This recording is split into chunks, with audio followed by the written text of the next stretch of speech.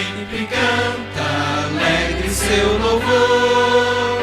Quem possui a luz dos céus, voz afável e celeste paz, dom gracioso só de Deus, nos bendita luz gloriosa, concedida lá dos altos céus.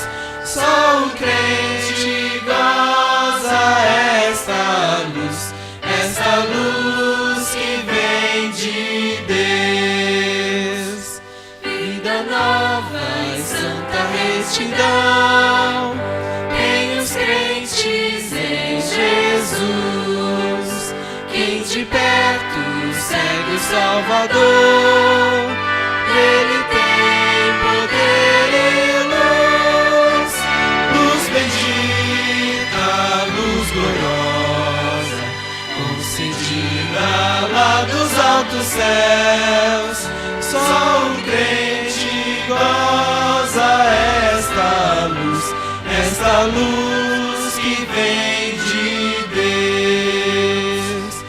Esperança, vida e salvação, hás de ter, ó pecador, aceitando a Cristo nossa luz, este dom de Deus de amor.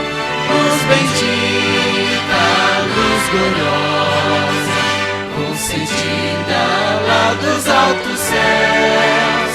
Só o crente goza esta luz que vem de Deus. Amém. Amém.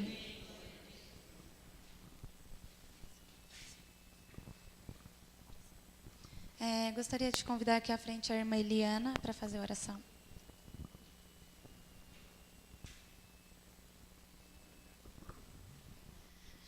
Mais uma vez eu cumprimento a igreja com a paz do Senhor e que nesse momento, com muita reverência, vamos nos prostrar de joelho para falar com o nosso Deus.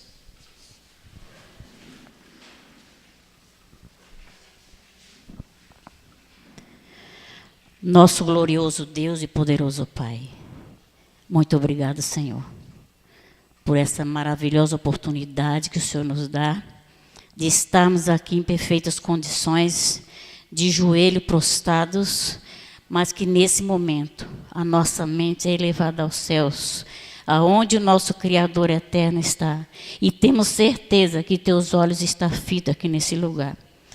Quero, ó Deus, te pedir uma bênção especial sobre o pregador dessa manhã, que ele seja ungido pelo poder do teu Santo Espírito, e a tua palavra que vai ser aberta através dele, ela possa achar morada em nossos corações e possa fazer uma transformação completa em cada vida que aqui está.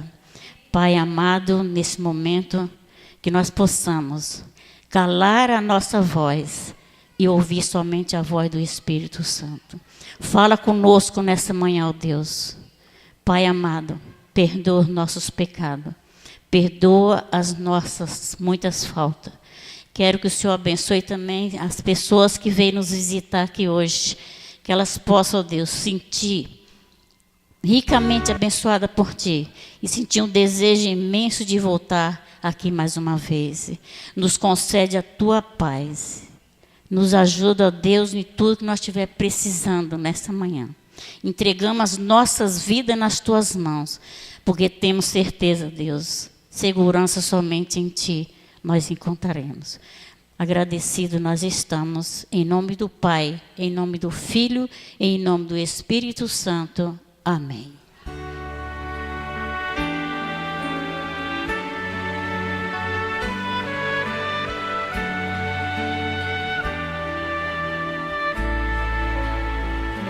Nos reunimos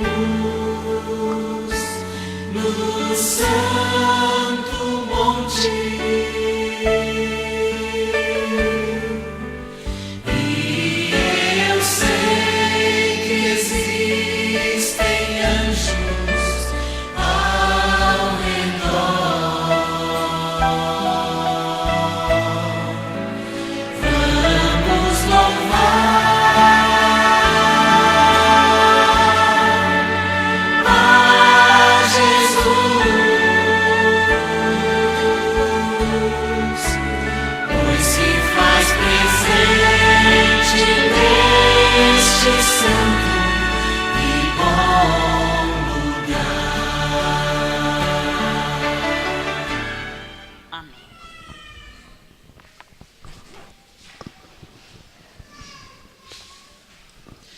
Ouviremos agora um louvor com nosso irmão Daniel.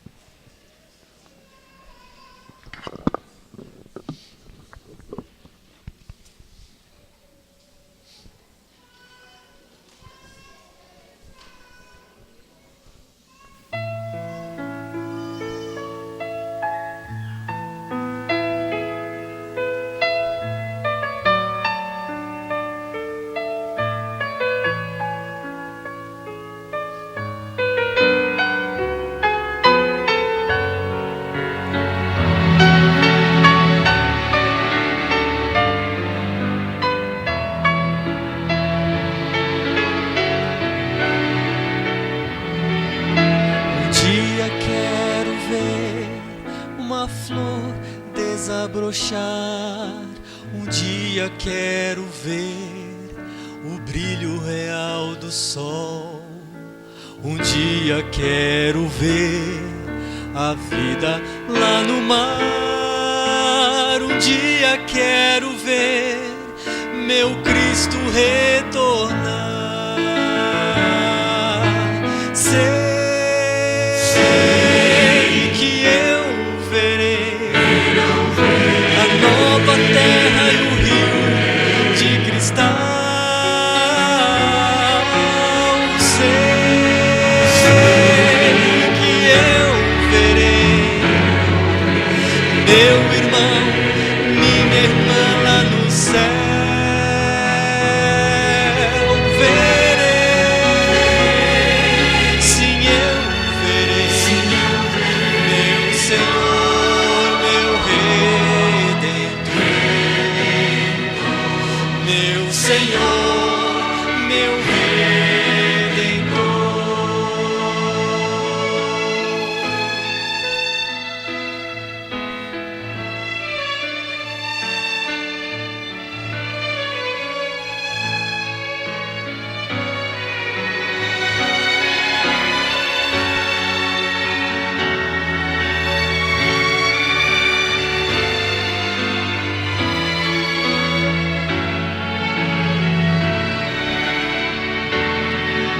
Um dia quero ver meu Cristo Jesus.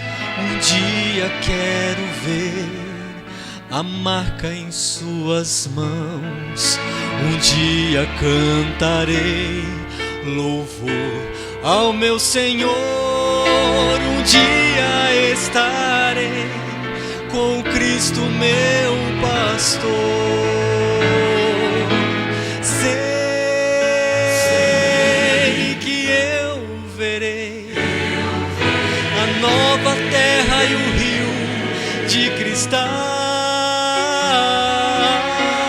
Sei que eu verei meu irmão, minha irmã lá no céu. Verei, sim, eu verei meu Senhor, meu Redentor, meu Senhor, meu Redentor.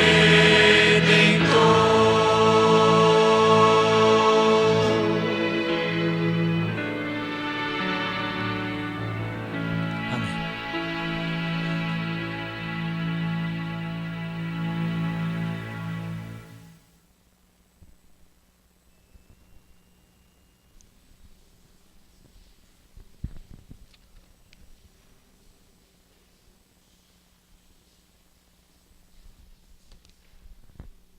Bom sábado, irmãos. Queridos, vou fazer umas perguntas aqui, só que eu não espero resposta, tá? As perguntas sempre são para reflexão de cada um de vocês. Então, eu já vou entrar, a minha introdução vai ser direta, feita com essas perguntas, para que vocês possam refletir nelas. Irmãos, você seria cristão se não existisse o inferno? Presta atenção nessa pergunta, não responda para mim. Se não existisse o inferno, você seria cristão? Vamos melhorar essa pergunta. Se não existisse punição para os seus pecados, você seria cristão? Porque nós sabemos o conceito verdadeiro do inferno. Mas então, colocando o inferno aqui no sentido de punição. Se não existisse punição para os seus pecados, se você tivesse certeza da impunidade, você estaria aqui hoje?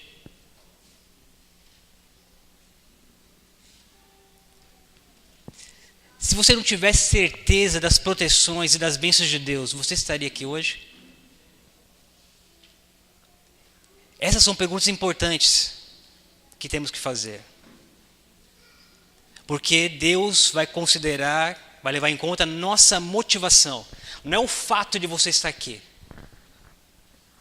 Porque tem pessoas que estão na igreja porque temem o inferno, temem o castigo e vêm para a igreja para não ir para o inferno, para não passar pela punição.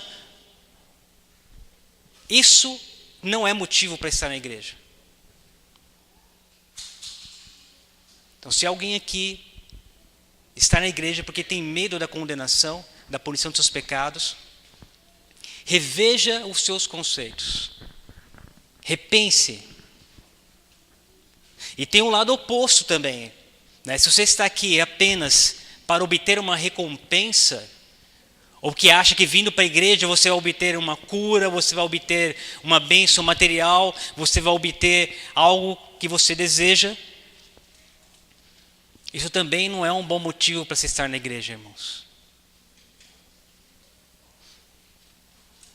Então, essa manhã nós vamos refletir muito sobre essa questão da motivação, o que te traz para a igreja. E também da desmotivação, o que te desmotiva a não vir para a igreja. Porque muitas pessoas, irmãos, se entristecem com Deus quando pedem algo para Ele e Ele não atende. Se sente abandonada por Deus e concluem que não deve ir mais à igreja. E isso é uma reflexão que temos que fazer individualmente.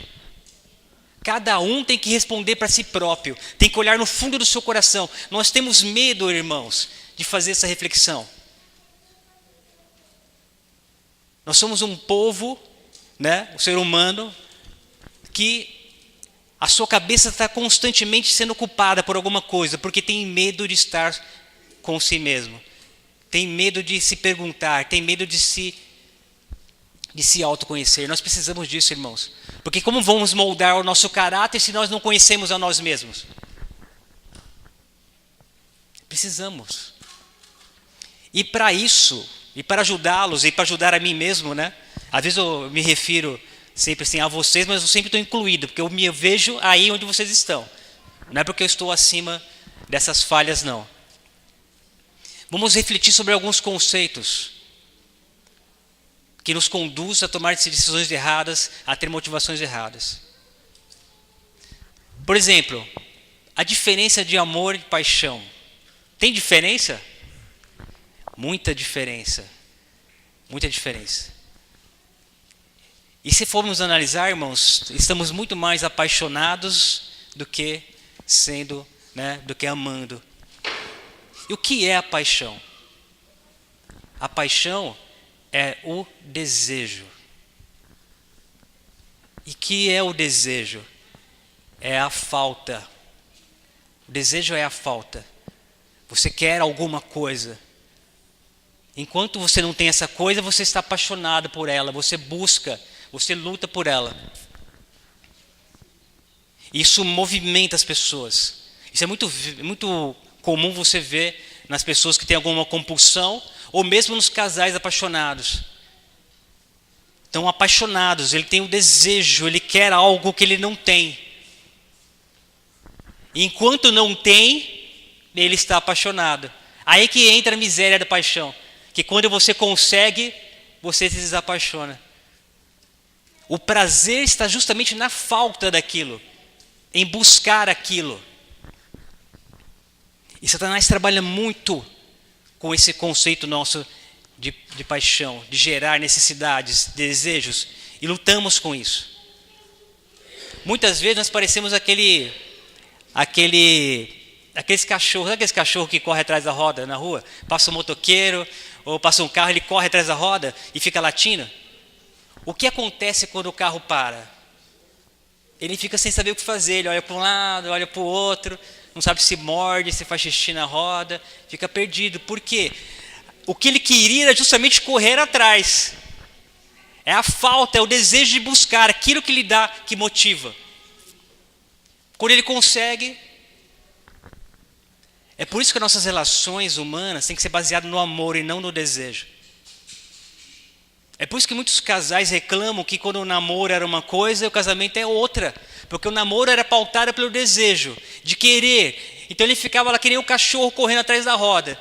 Quando ele alcança a roda, já perdeu a motivação, não quero mais. Eu queria correr atrás da roda, a roda parou, não quero mais. Aí não tem um amor. Então aquela angústia, o desejo, né, a paixão, ela frustra. Porque você não tem. E quando tem, você não quer mais. Eu vi de um pregador falando sobre isso.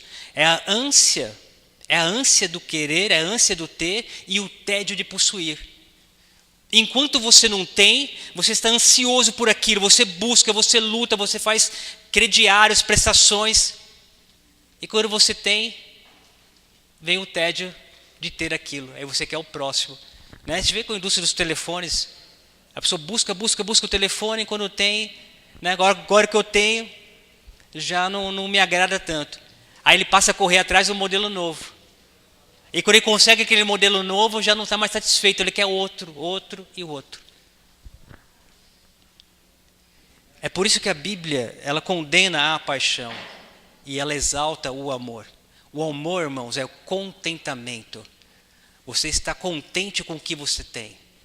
Você não olha, né, para a mulher ou para o homem do vizinho. Você está satisfeito com a sua família.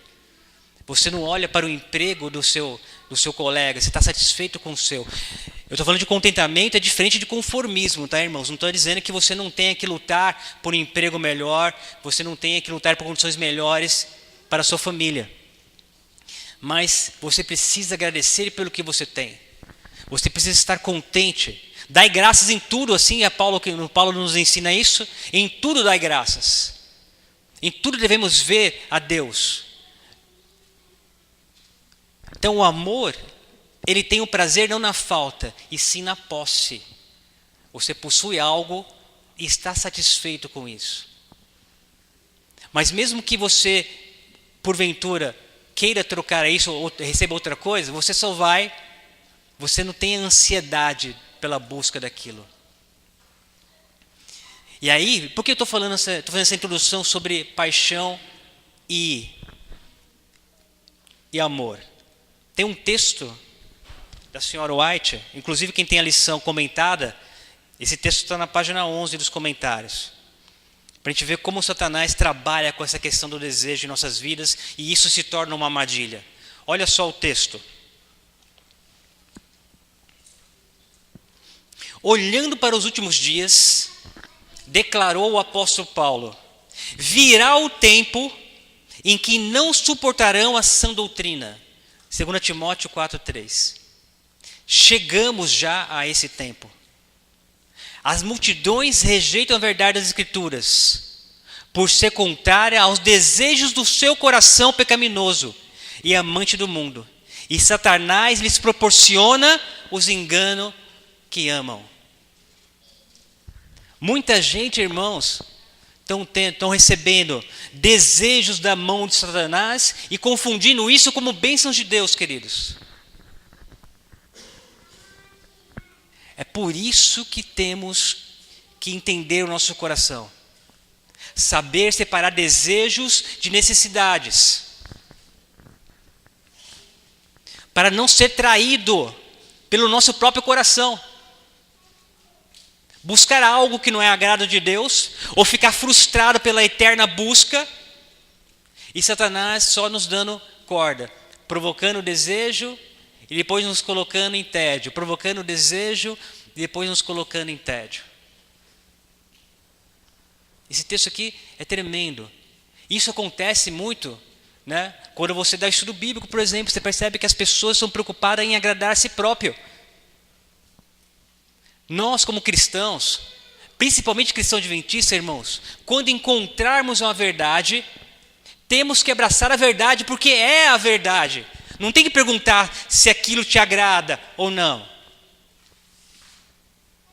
Porque muitas pessoas seguem o seu coração na hora da escolha. Não, eu quero ir para cá ou para lá porque aqui me agrada mais. Eu faço isso porque é melhor. As pessoas não perguntam, mas essa é a vontade de Deus? Muitas vezes seguimos o nosso coração, irmãos. Não perguntamos qual é a vontade de Deus. Quando a vontade de Deus vai contra a nossa vontade, aí piora. Nós tentamos encontrar ali algumas desculpas para fazer aquilo que nos agrada. E quando nós caímos nessa armadilha, o que fazer? Essa é a resposta que eu quero encontrar hoje. Quando estamos na armadilha do desejo, quando estamos na armadilha de buscar as bênçãos de Deus acima de qualquer coisa, acima da obediência, quando eu saio frustrado, quando eu acho que Deus não me atendeu, quando eu acho que eu deveria receber a bênção, porque muitas vezes somos assim, irmãos.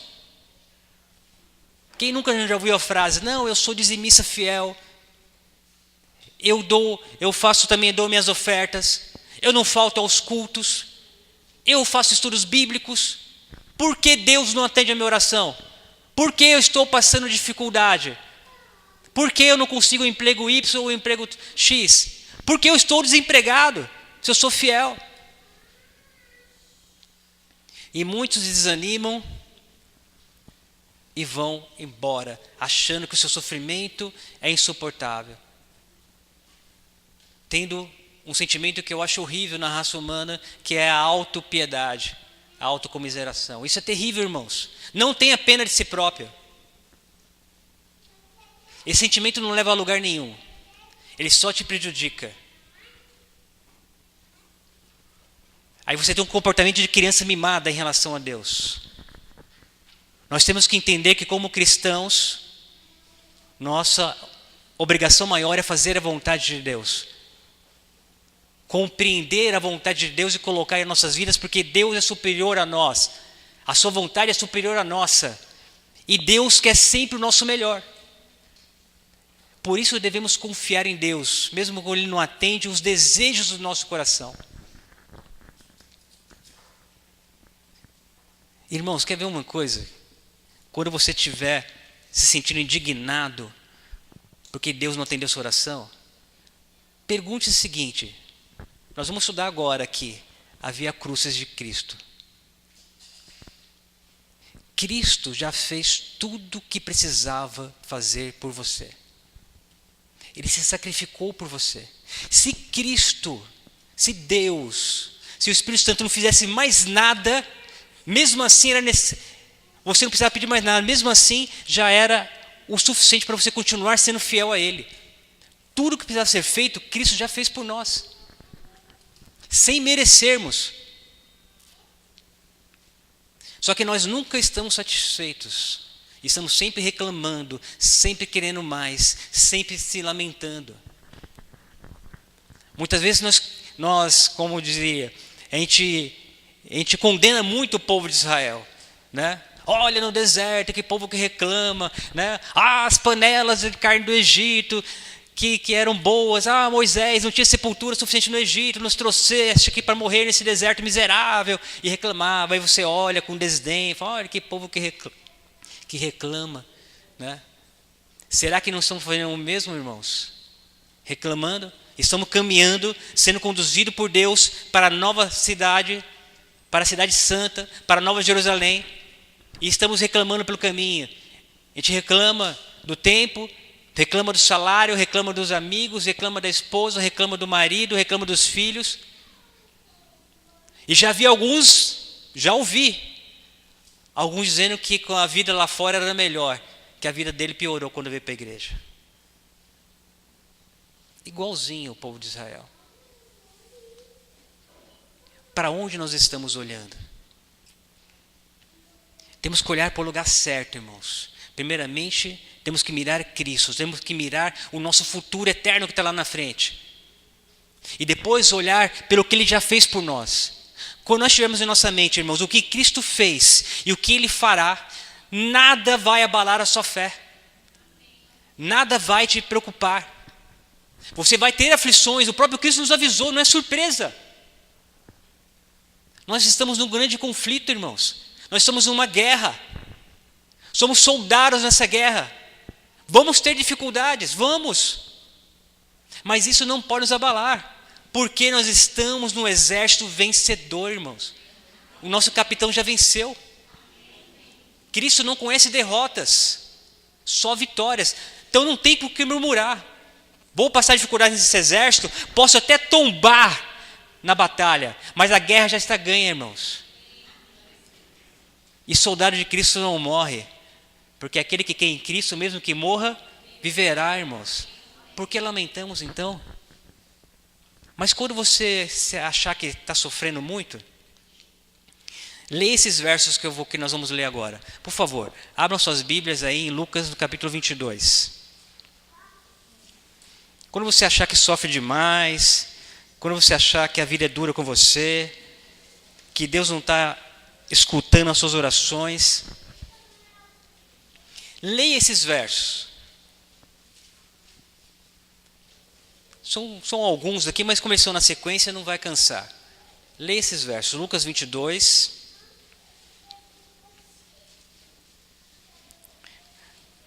O verso 42.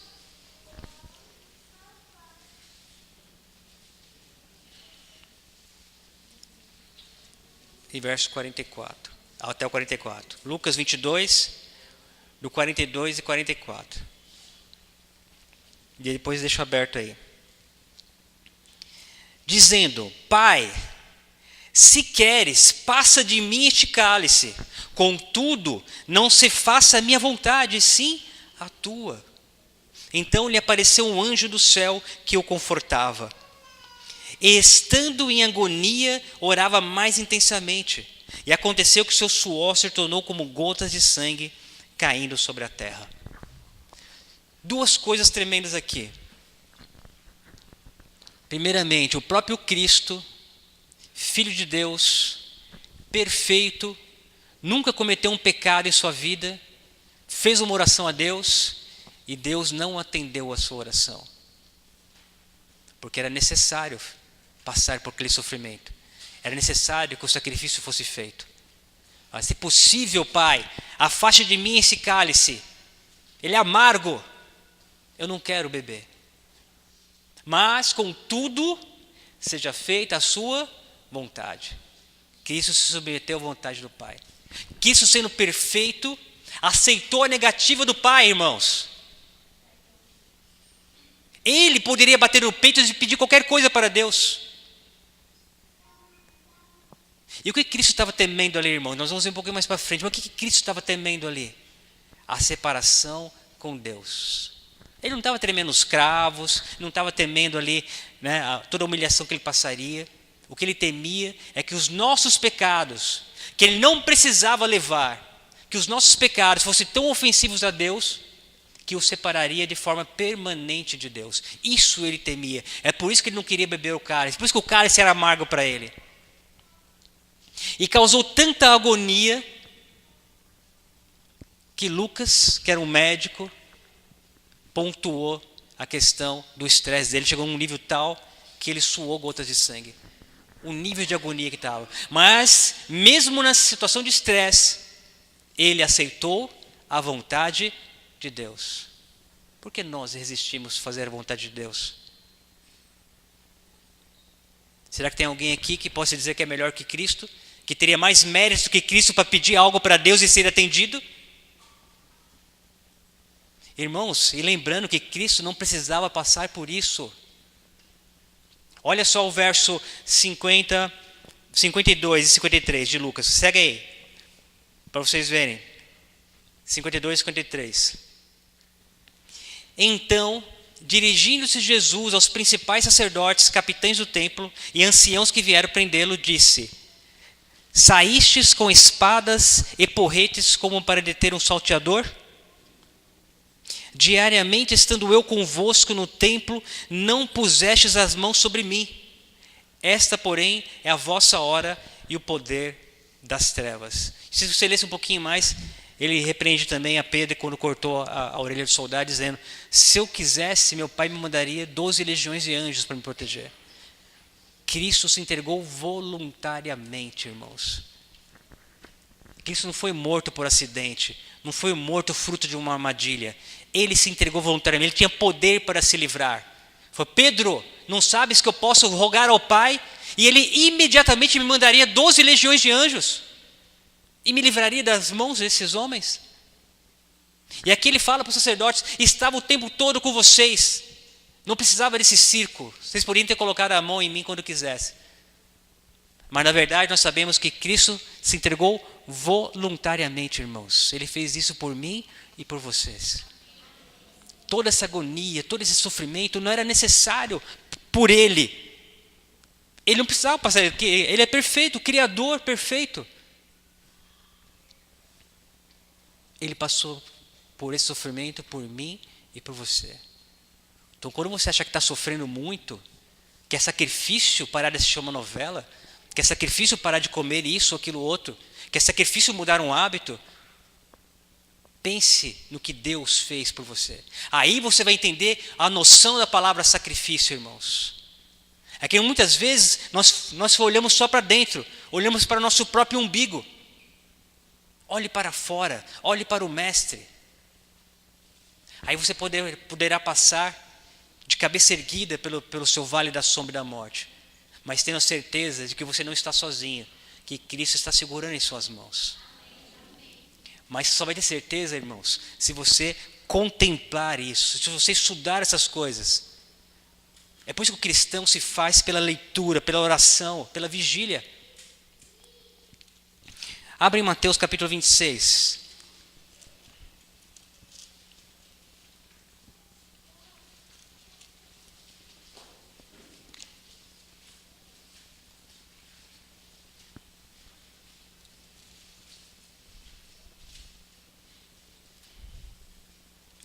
O verso 66. Mateus 26, 66 ao 68. Aqui já no julgamento, Jesus no sinédrio. Que vos parece? Responderam eles: é réu de morte. Então uns cuspiram-lhe no rosto e davam murros, e outros esbofeteavam, dizendo: profetiza-nos, ó Cristo, quem é que te bateu? Olha a humilhação que o nosso mestre passou. Esbofeteado, sendo massacrado, cuspido no seu rosto, sendo desafiado a fazer aquilo que ele poderia fazer, inclusive, se ele quisesse se livrar das mãos deles, condenar, fulminar a todos ali, poderia fazer isso. Uma das piores tentações, irmãos, é você ser tentado a fazer aquilo que você pode fazer, mas não deve fazer. Vou falar para os homens aqui que eles passaram muito por isso. Você está na escola, aí você se desentendeu com alguma coleguinha da sua classe, aí você fica nervoso e ela fala assim: bate em mim se você for homem. Vixe, irmão, isso o sangue do camarada cresce. Ele sabe que ele pode bater, ele sabe que se bater ele vai quebrar a menina no meio, mas ele não deve fazer isso. E ela fica lá: bate se você for homem. E o camarada está mordendo a língua ali, porque ele sabe que ele pode, mas ele não deve. Isso é uma tentação grande, irmãos. Alguns perdem a cabeça, vai lá e bate, né? Mas o cristão verdadeiro, ele não faz. Por isso que a mulher não faça um negócio desse com o homem, viu? Não desafia o camarada desse jeito, não. Se ele não tiver no espírito, você pode levar as bofetadas, né? Não faz isso. Então Cristo, ele foi desafiado nesse nível. Se tu és o Filho de Deus, faça isso. Se tu és o Filho de Deus, desce daí. Se tu és o Filho de Deus, ele é o Filho de Deus. Ele poderia descer da cruz, ele poderia se mostrar, mas não deveria, porque o plano tinha que seguir em frente, irmãos. Essa foi uma tentação terrível para Cristo. Satanás sempre tentou colocar em dúvida a sua filiação. Se tu és o filho, se tu és o filho, se tu és o filho. Uma hora para colocar dúvida no coração humano, outra hora para desafiar a Cristo a sair do plano. E Cristo resistiu bravamente, irmãos, por mim e por você. Agora, qual é a tentação que você sofre que é maior que a que Cristo sofreu, irmãos? Qual é a dor? Qual é a humilhação, irmãos? Que você pode achar que é muito grande para passar por Cristo? Será que esse Cristo não merece o nosso amor? Será que esse Cristo não merece a nossa fidelidade, irmãos? Mateus 27, 27.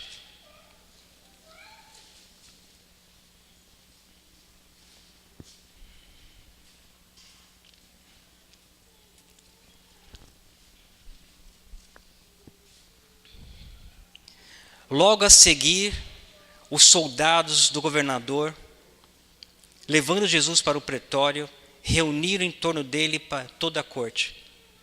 Despojando-o das vestes, cobriram-no com um manto escarlate.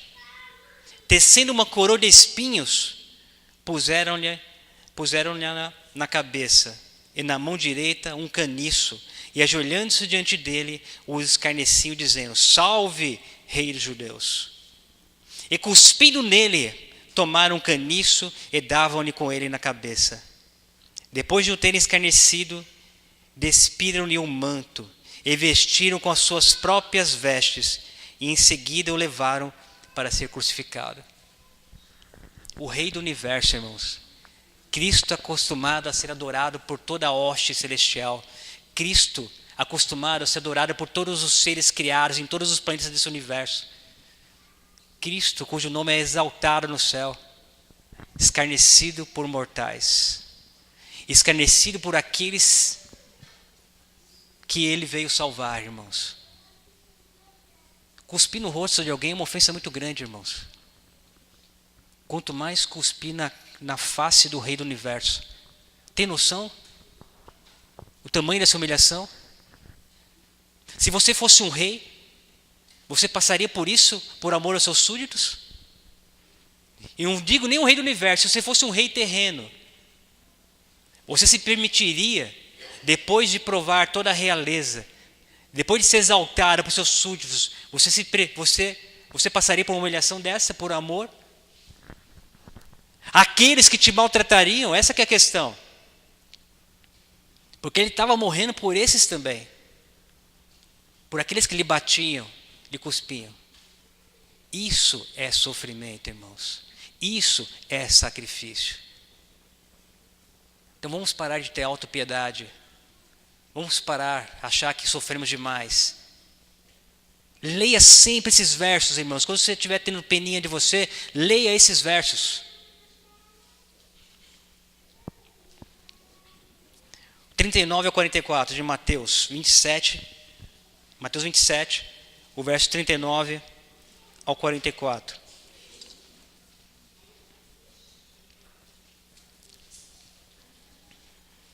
Os que iam passando blasfemavam dele, meneando a cabeça e dizendo: Ó tu que destróis o santuário, em 3 dias o reedificas, salva-te a ti mesmo, se és filho de Deus, e desce da cruz. De igual modo os principais sacerdotes, com os escribas e anciãos, escarnecendo, diziam: salvou os outros, a si mesmo não pode salvar-se. É rei de Israel, desça da cruz e queremos nele. Confiou em Deus, olha essa frase. Confiou em Deus, pois venha livrá-lo agora, se de fato lhe quer bem, porque disse: sou filho de Deus. E os mesmos impropérios lhe diziam também os ladrões que haviam sido crucificados com ele. Se confiou em Deus. Irmãos, quantas vezes você não viu isso de parentes também? Está vendo aí? Onde está teu Deus? Você não é crente? Você nos fala, se você não é crente, por que você está desempregado? Você não é crente? Por que você está doente? Você não é crente? Por que isso? Por que aquilo? Você não confia em Deus? Por que Deus não te atende? Quando você ouvir isso, irmãos, tenha certeza que é Satanás quem está falando pela boca dessa pessoa. Ele quer te esmorecer.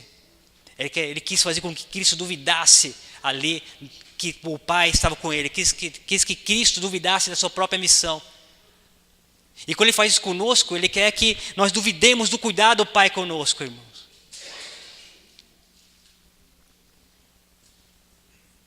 E onde estava Deus nesse momento, queridos?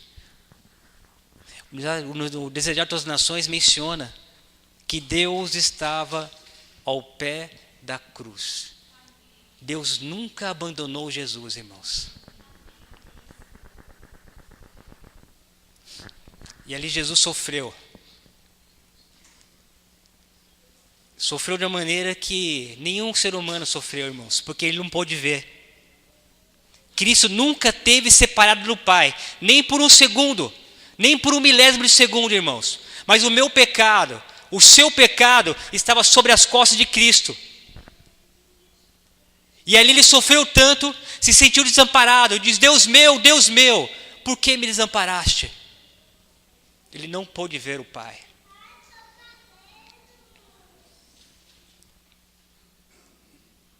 E na sua agonia o seu coração explode. Ele morre do coração, irmãos. Ele não morreu de cruz. Pois leiam João, leiam Lucas, você vai ver ali que os ladrões saíram vivos. A cruz matava em mais de uma semana.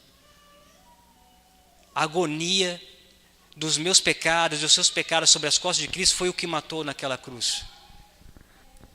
E ele sofreu sem merecimento, irmãos. Muitas vezes nós sofremos porque merecemos. E ficamos reclamando com Deus, dizendo: não vou mais na igreja, porque Deus não ouviu minha oração, porque Deus isso, porque o irmão fulano aquilo. Irmãos, pelo amor de Deus, veja, esse é o sofrimento que Cristo passou por nós, sem merecer, irmãos. E fez isso por amor a nós. Coloque isso na sua cabeça. Medite isso dia e noite, irmãos, e você sairá fortalecido. Você amará esse Deus. Você vai estar aqui não porque tem medo do inferno. Você estará aqui não porque deseja ganhar uma mansão lá no céu. Você estará aqui porque ama esse Deus. Você estará aqui porque quer olhar nos olhos dele, pegar em suas mãos, olhar as suas marcas e dizer: obrigado, Senhor, por não ter desistido de mim. É essa a motivação para você estar aqui nessa igreja, irmãos. Mesmo que Cristo não faça mais nada por você, mesmo que Deus não te dê mais nenhuma bênção, irmãos, o que Ele já fez já é o suficiente para nós amarmos por toda a eternidade. Temos que parar de desejar o mundo e temos que amar o céu, irmãos. Amar essa igreja e lutar por ela. Olha o verso 45 e 46 também de Mateus 27. Desde a hora sexta, o meio-dia, até a hora nona, às 3 horas, houve trevas sobre a terra. Por volta da hora nona, às 3 horas da tarde, clamou Jesus em alta voz, dizendo: Eli, Eli, lama sabachthani. O que quer dizer: Deus meu, por que me desamparaste? Medite nessas palavras, irmãos. Medite nesse sofrimento. Agora eu quero ler aqui mais um texto do Espírito de Profecia, que vai confortar o seu coração. Quando você se sentir abandonado por Deus, além de lembrar que Deus nunca nos abandona, mas nós podemos nos sentir assim eventualmente. Olha esse texto. Está em Atos dos Apóstolos, página 85. Quando, por causa da verdade, o cristão se acha perante os tribunais terrestres, Cristo está a seu lado. Quando ele é encerrado entre paredes de prisão, Cristo se manifesta-lhe com o seu amor e lhe anima o coração. Quando sofre a morte por amor a Cristo, o Salvador lhe diz: eles podem matar o corpo, mas não podem matar a alma. Tenham coragem, eu venci o mundo. Não tema, porque eu estou com você. Eu o ajudo, sim. Eu o seguro com a mão direita da minha justiça. Amém, irmãos? Cristo nunca nos abandona, irmãos. Não importa o quanto você se sinta abandonado, você pode até se sentir, dependendo da situação, mas tenha em mente, Cristo prometeu que estaria comigo sempre e Cristo nunca falha em suas promessas, irmãos. Tenha isso em sua mente. Outra passagem que me impressiona, também do Desejar Tuas Nações, é essa aqui. Olha que passagem linda, irmãos. Deus nunca dirige seus filhos de maneira diversa, ou seja, de maneira diferente, daquela porque eles próprios haveriam de preferir ser guiados.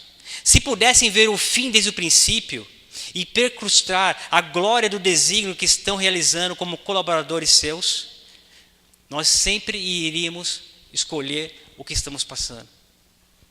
Olha o que ele diz: nem Enoque, que foi trasladado ao céu, nem Elias, que ascendeu num carro de fogo, foi maior ou mais honrado que João Batista, que pereceu em uma prisão. João Batista poderia não estar entendendo naquele momento. Ele poderia estar lembrando, puxa vida, Enoque foi trasladado vivo. Elias também foi levado aos céus num carro de fogo. Eu sou tão fiel quanto eles, por que eu estou numa prisão? Mas se João Batista pudesse ver como Deus vê, é ali que ele escolheria estar, irmãos. Porque Deus sempre nos dirige no melhor caminho. Mas esse tipo de direção, esse tipo de sofrimento, é o sofrimento daqueles que sofrem por amor a Cristo. Eu não estou falando do sofrimento que nós passamos por teimosia, por rebeldia, por atos de pecados acariciados. O bêbado sofre na sarjeta porque ele se embriagou. Não tem razão nenhuma para Deus querer aquele bêbado na sarjeta. Agora, que nem João Batista, que foi preso, né? José, que foi lançado na prisão, que foi caluniado. Todos eles Deus tinha um propósito para todos eles, que eles não podiam ver naquele momento. Mas depois que eles viram toda a história, falaram, realmente eu precisava passar pelo que eu passei. Então, irmãos, confiem no teu Deus. Tenham fé. Você pode não compreender agora, irmãos, o que você está passando. Mas tenha certeza, Deus está contigo e o que você está passando agora é necessário para o seu crescimento ou para a sua salvação. Um dia você vai saber, se não nessa terra, irmãos, na terra do porvir. E essa promessa não sou eu quem faz. Vou encerrar com um texto que está nesse livro, Visões do Céu. Uma promessa que o próprio Cristo lhe faz. Ele vai dar conta de toda tristeza, de toda agonia, de todo aborrecimento que você teve nessa terra. Mesmo que você não saiba por quê. Mesmo que você como Jó. Porque Jó, irmãos, sofreu de maneira inocente. Nem todo sofrimento vem da nossa desobediência. Muitas vezes, pelo contrário, vem justamente da nossa obediência, da nossa fidelidade. Jó sofreu por ser fiel e não o contrário. Aí você se lembra que o grande conflito envolve não somente a salvação humana, mas a vindicação do verdadeiro caráter de Deus. Estamos no meio dessa guerra. Então, muitas vezes, soldados inocentes passam por sofrimentos. Mas como Jó diria, eu sei que o meu Redentor vive e um dia se levantará sobre a terra. Né? Creio nisso, irmãos. Eu encerro com um texto desse livro Visões do Céu, que realmente me consola muito. Vou ler 2 parágrafos aqui. Um em relação ao seu anjo e outro em relação a Cristo. Está na página 87. Recomendo muito esse livro. Todo remido compreenderá a atuação dos anjos em sua própria vida. Que maravilha será entreter conversa com o anjo que foi o seu guardador desde os seus primeiros momentos. Olha que interessante, como vai ser belo essa conversa, você conversar com o seu anjo. Que ele vigiou os passos e cobriu a cabeça no dia de perigo. Que o protegeu no vale da sombra da morte. Que assinalou o seu lugar de repouso. Que foi o primeiro a saudá-lo na manhã da ressurreição. É o seu anjo que vai te recepcionar, irmãos, naquela manhã da ressurreição. e dele aprender a história da interposição divina na vida individual. Ou seja, todas as ações de Deus em sua vida será explicada pelo seu anjo. E da cooperação celestial em toda a obra em favor da humanidade. Agora esse parágrafo aqui. Todas as perplexidades da vida serão explicadas. Olha aqui a promessa. Todas as perplexidades, todas as dúvidas, todos os sofrimentos, todas as angústias da vida serão explicadas. Onde para nós pareciam apenas confusão e decepção, propósitos frustrados e planos subvertidos, ver-se-á um propósito grandioso, predominante, vitorioso e uma harmonia divina, irmãos. Tudo. E quem vai explicar isso para nós, pessoalmente? Cristo. E aonde, se você ler o capítulo, e aonde? No lado do lago, do rio da vida, irmãos. Cristo vai gastar um tempo individual com cada um de nós, irmãos. Eu não quero perder isso por nada, queridos. Não podemos ser seduzidos pelo mundo, irmãos. Não podemos ser abatidos por Satanás, ser desmotivados por ele. Pense no seu mestre, pense no amor dele, pense no sofrimento dele por você. E isso te dará forças a continuar em frente e vencer. Amém, irmãos? Que Deus abençoe cada um de vocês e seja conosco e continue nos dando um deleitoso dia de sábado. O Daniel vai cantar novamente, por favor. A gente encerra com o hino do Daniel.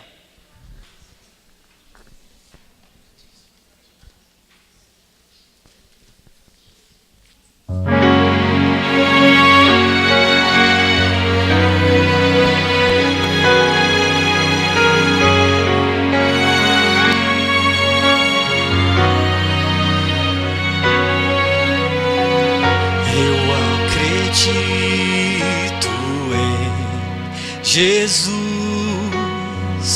em seu amor, em sua cruz, o preço que pagou por mim, eu acredito sim.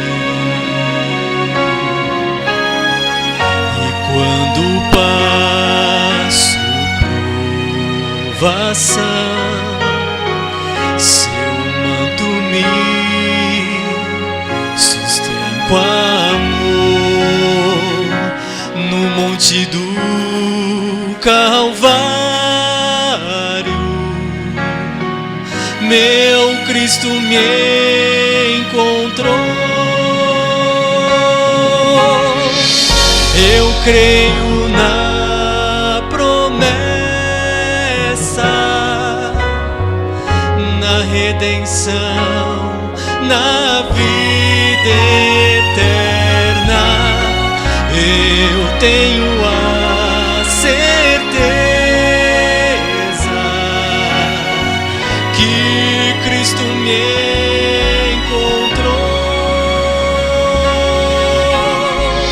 O preço dessa glória me traz a paz e a vitória. Eu tenho a certeza, eu acredito, em Cristo salvo estou. E hoje eu sou salvo pelo amor de meu Jesus, meu Salvador. E Ele quer te libertar e nova vida dar. Basta você o aceitar, que a sua vida mudará e Ele te encontrará. E então você dirá: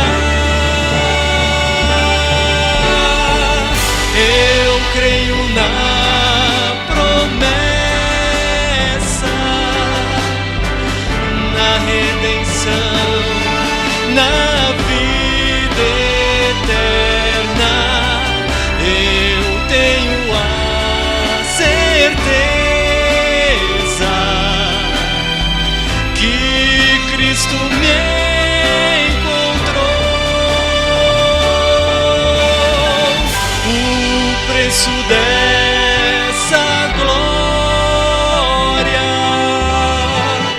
nos traz a paz e a vitória. Eu tenho a certeza, eu acredito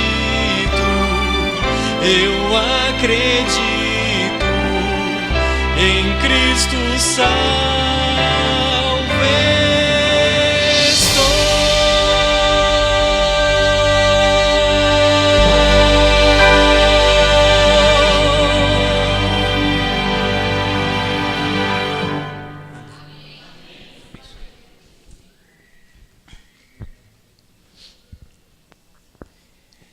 E uma maneira, irmãos, de nós também colaborarmos com a divulgação desse amor de Cristo, é com esse motivo que amanhã vamos iniciar aqui uma classe bíblica às 5h30, 17h30 amanhã. O Henrique, que é o pastor teologano que está conosco aqui, que vai conduzir a classe bíblica. Então eu peço para vocês, tragam as pessoas para participar da classe bíblica. Venham, mas tragam alguém. Principalmente se você tem dificuldade de dar o estudo bíblico, traga essa pessoa, traga seu amigo, se comprometa a trazer essa pessoa todo domingo aqui, às 5h30, que nós vamos abrir a palavra de Deus, vamos revelar esse Deus maravilhoso que nós temos, né? O seu amor, a sua vitória, o seu evangelho vai ser pregado aqui. Então traga, às 5h30, todos os domingos, teremos a classe bíblica. E venha também para aprender mais, né? Porque é um culto diferente, onde a gente pode interagir com quem está ensinando. Tá? Então faça esse propósito, traga o seu amigo, traga um parente, traga alguém que você está dando estudo bíblico, quiser trazer para cá também, traga. Mas venha, apoie esse programa da igreja, que eu diria um programa, é algo muito maior que um programa, porque aqui podemos converter as pessoas e partilhar desse grande amor que Deus tem conosco, amém? Vamos ficar em pé, então, vamos fazer uma oração?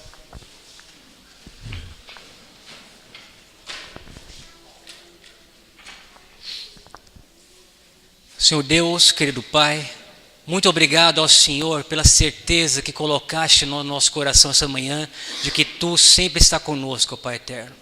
Obrigado, ó Pai. Não deixe que o nosso coração se desfaleça. Não deixe, ó Pai, que nós nos desmotivemos diante das aflições desse mundo, ó Senhor Deus. Porque maior aflição, maior sofrimento, maior sacrifício passou o Teu Filho por nós, ó Deus eterno. Que esse sacrifício sempre esteja vivo em nossas mentes, ó Pai. Que ele seja o combustível que nos fortaleça para seguirmos em frente, batalhando até os últimos dias de nossas vidas, Senhor. E esteja conosco nesse santo sábado ainda, que ele seja deleitoso para cada um de nós, que possamos sentir a Tua presença ao nosso lado, ó Pai eterno.